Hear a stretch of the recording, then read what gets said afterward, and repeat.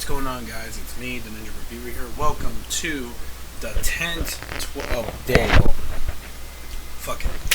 The 10th day of the anime. So the big 1-0.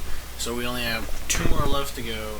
So with this video, I'm not gonna probably make it like, well, it's obviously not gonna be extremely long because I just got back from work, pretty late.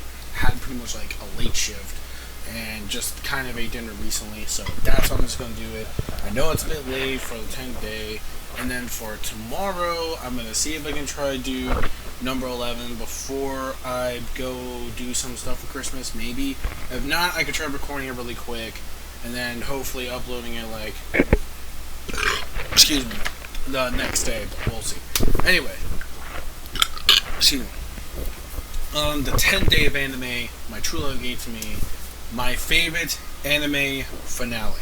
Now, a seasonal finale that pretty much ended things off for every seasonal anime. And I'm not gonna count long-running series like Fairy Tail, One Piece, whatever. I'm not gonna count those because obviously those are long-running series, and I'm not gonna count them. I'm only gonna count like the seasonal stuff that comes out usually like once or twice a year, pretty much, when it comes to seasonal anime. So without further ado, here are my top 5 finales that I have. I'm going to list the finales that I've enjoyed in those orders of the top 5 finales that I've enjoyed. Hold on, I gotta fix this mic. Of 2015. So let's get started. Number 5, we have Natsuno no Taiza, aka the 7 Deadly Sins, for number 5. This finale was actually pretty good. I wouldn't say, like, it was a pretty awesome finale. I really liked it. I mean, don't get me wrong, I really liked the finale. I thought it was actually really good.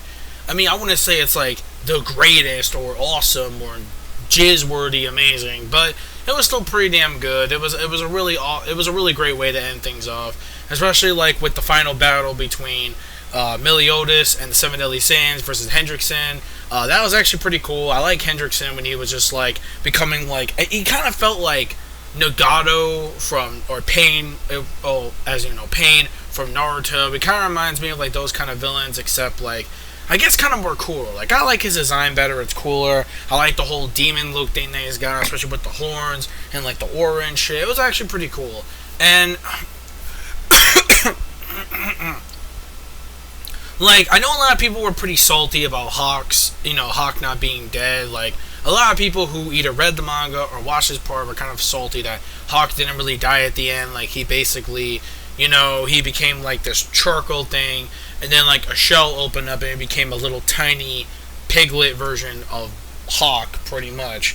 And for some people were like kind of disappointed with that because his sacrifice should have been like, not, it should have been like, a sacrifice should have been a sacrifice. It should not just been like, oh hey, we're just gonna bring him back to life for no reason. Like, what the hell was that all about? But he is the comic relief character, so it kind of makes sense. That's kind of like Hiramashima kind of all of a sudden thinking of killing Happy off. It just doesn't work that way because we all know that Happy is pretty much the little mascot of their fucking series. Like, Fairy Tail has Happy or the Nikos, while Natsuno Taizai has Hawk, the pig, etc. So that's pretty much their little staple, their little so-called mascot. So they can't really kill characters off like that. So I can kind of understand it, but at the same time though, it's like, I kind of felt like it felt too cliche, and I felt like, oh yeah, like we all know he was like gonna come back and stuff like that. I was like, oh man, like I didn't want that to happen. But I predicted it, and I'm like, man, I was really thinking it would have been like a cool sacrifice, but instead, oh look, he's alive after all, and it's like, it didn't really mean, like, to me, the impact didn't really get to me much, because what was the point if, he didn't die? What was the whole point of that? So, even though the 7 Deadly Sins, it was a great way to end off the finale, there were bits of things that they could have improved on during the finale. But regardless, though, it was pretty cool, and I definitely cannot wait for next year for Season 2, because I try to catch up with the manga. I haven't tried too much, but I'm going to try. I'm going to give it my effort to try to, but, I've been busy, etc. So it's not like I don't have time to read, like, the most newer series. Like, I'm definitely going to try to get into One Punch Man. Like, I really want to read more of One Punch Man. I really want to do, it's hard to find the site on where to actually read the manga. If you guys know a site to read, then let me know. Or, better yet, supporting the releases will be good. Even though we're still sort of behind on stuff that the anime is pretty much passed on to this point. Like, I think they're only, like, on volume 3 or 4 here in America, I think. I think it's on, like, 3 or 4 volumes they're only at right now. So, I don't know when the hell they're gonna get the stuff that's way after the anime, or I can just read it somewhere, but I do want to support it. I do. It's just me, unless I could just reread it. I was definitely just gonna wait. I was gonna wait to support it by waiting until like a Blu-ray release of this comes out sometime next year or a little further down the line. Then I can actually own it, because that's like pretty much like the first 5-6 volumes right there into like one series. So, you know, that's just my thing. But anyways, before I get into that, let's go with number 4. Number 4 is Assassination Classroom's finale. This was completely different from most finales I've, like, seen before in the past, because Nagisa is... Man. Yo. He's got that killer instinct. Like, well, I mean, not the killer instinct like the video game. Like, combo breaker. Not that killer instinct. But, oh, man, like, you can tell when he almost lost his shit by almost killing that one dude that tried to, like, poison, like, the entire school on that island. I'm like, oh, man, like, the battle between him and that fucking, the one that called himself, like, Daddy or something like that, like, that stupid piece of shit motherfucker. Yeah, that guy. And pretty much he was just trying to get under Nagisa's skin, and, you know, like, everyone else from Nagisa. Like, you know what? He had to remain as calm. He had to remain as cool to become an assassin. Like, you know, for a brief instant, he kind of almost went berserk until kind of he got into that state where it's like, you know what, I have to concentrate. This is not the way to actually do it. Like, to assassinate him the right way without pretty much, you know, killing him and getting, you know, a human life taken. Because then Kuro Sensei would have to live with that regret, and, you know, so would he. Well, so would Nagisa. So, anyways, that finale is pretty cool, though. I like the animation style they used for it, too. It was actually really cool. The whole series in general was actually really awesome. And, I'm gonna get to that, like, in my favorite animes I've enjoyed in 2015, but that's gonna be later down the line, probably during, like, the very last day of anime and stuff like that. So, anyways, yeah, so the finale to number 4, definitely, wow, I fucked up, hold on one second, the finale, Assassination Classroom, gets number 4, so yeah, Assassination Classroom gets number 4. Number 3, oh, man, this was a difficult choice for me to choose from, because even though I did enjoy this, like, because it was hard for me to choose between that and that, but if I had to choose for number 3, and by the way, I know it's not anime, but fuck it, I'm gonna cheat anyway, because, hey, some people like to use avatars, so even though it's not clearly anime, might as well, for me, cheat a little as well. So, number 3 goes to the My Little Pony Friendship is Magic Season 5 finale. Yo, man, this finale was off the fucking chain, man. Like, oh, man, like, I already made a review about this a month ago, pretty much. A month ago when the finale came out. I've already made a review, so you guys can actually check it out. I'll probably, and I forgot to put something on my other channel as well. Shit, I forgot. I gotta go back to that as well, but meaning that I'll try to see if I can try to remember to put it down my review of the actual finale. I mean, I know it's going to contain at least some spoilers, but fuck it, you know, watch at your own risk. But anyways, yeah.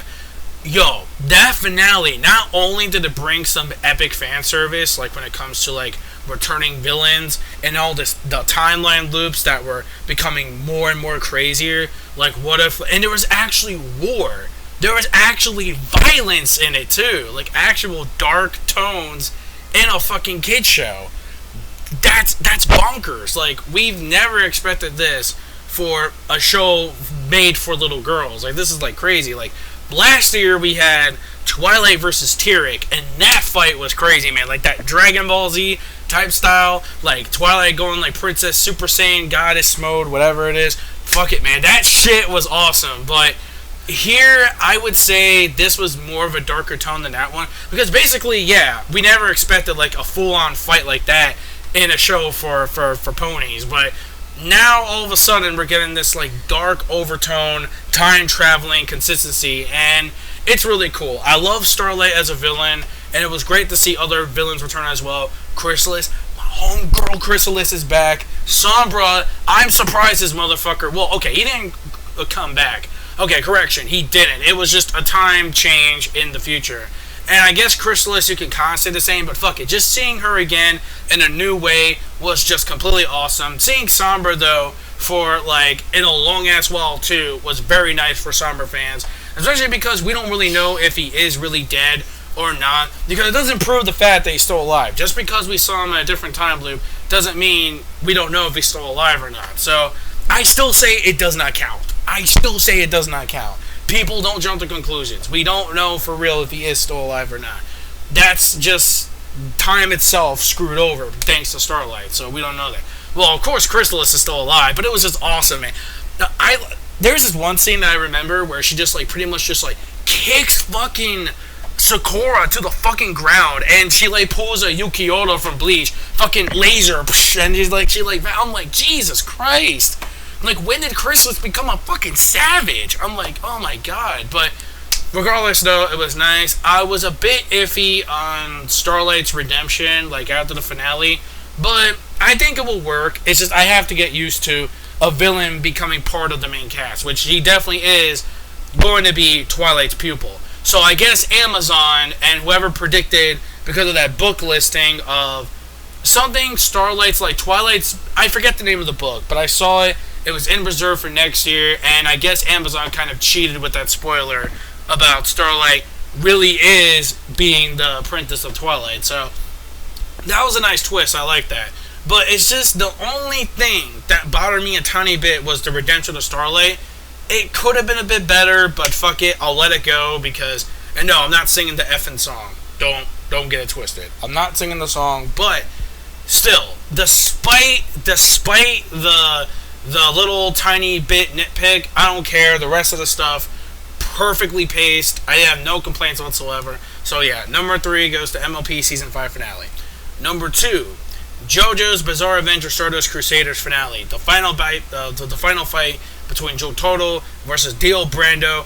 What can I say? It was amazing. Finally getting the epic showdown we've been waiting for. Both of them were great. They were fantastic. Even though I'm not the biggest fan of Jotaro as a Joestar, but his performance and his fight against Dio was just outstanding. It was well done. Dio himself, like I mentioned before, my 12 Days of Anime with Dio, being my favorite villain, was a beast. He is like God. He is like that God tier, that motive. Like, he really wants to be like the ultimate God. Like, he wants to be that ultimate being.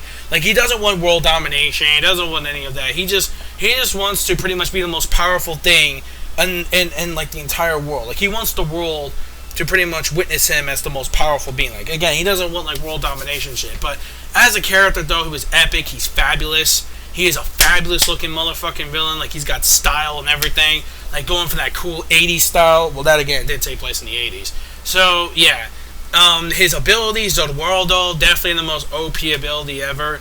Like, this man, like he has no chill. This man, like, he is definitely like he's a strategist too. Like, he really knows like how to actually control his stand like completely well without no need of training or etc. Because he was just that good. Not to mention he got so much knowledge of the world, not only to his stand, but also being alive in Jonathan Joestar's body for over 100 of years.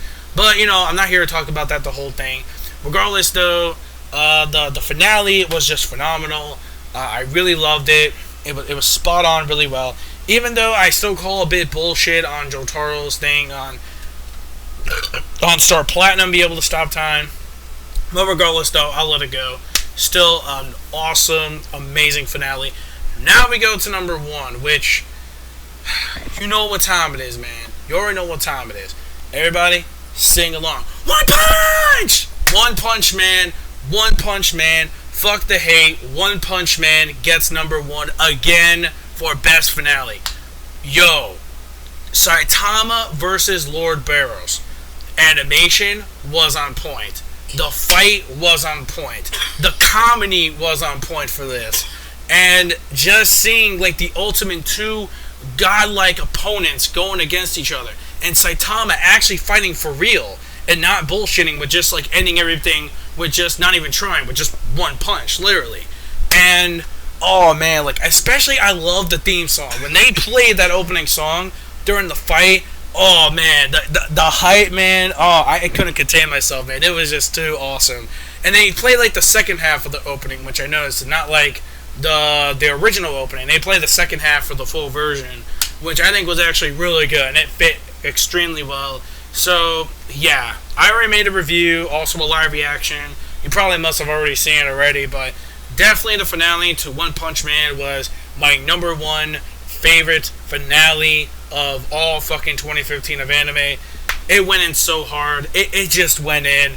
We found our diamond in the rough. This was it. Studio Madhouse really outdid themselves with this. So yeah, let me know your thoughts in the comment section below on what is your top 5 finales, and also what are your favorite finales that you've enjoyed of seasonal anime. Let me know your thoughts in the comment section below.